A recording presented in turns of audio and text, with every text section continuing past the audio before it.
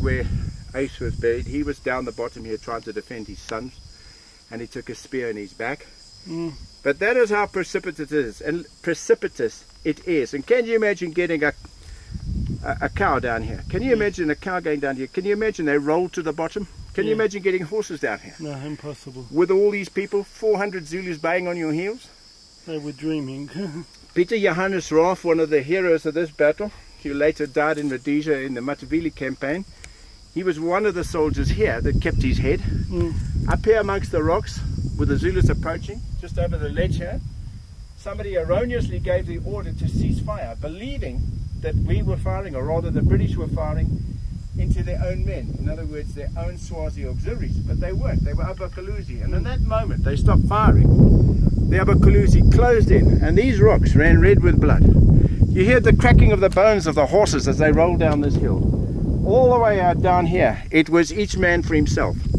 Mossop describes a rock the size of a piano falling on top of a horse near to him and crushing him, and he falls off his horse going down here, and he is crushed.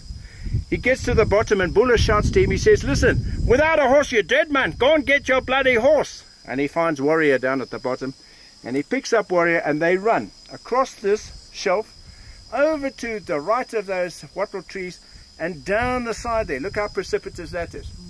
And yet the other side, equally as precipitous. And down here we see Dunscombe. He takes the wrong turn. He ends up in one of those ledges.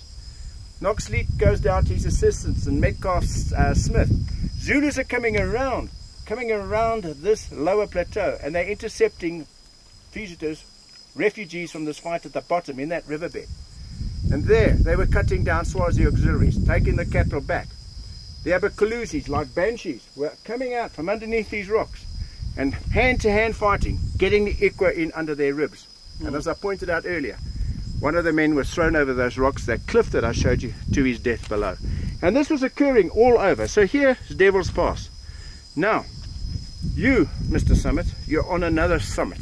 You've been to Sheehan, you're on another summit. You're on the summit of Hlobane. And I want you to go and perch on those rocks there, and I want you to give me your still camera, and I'm going to take a picture of the first Maltese ascent of Hlobane Mountain. Don't roll over and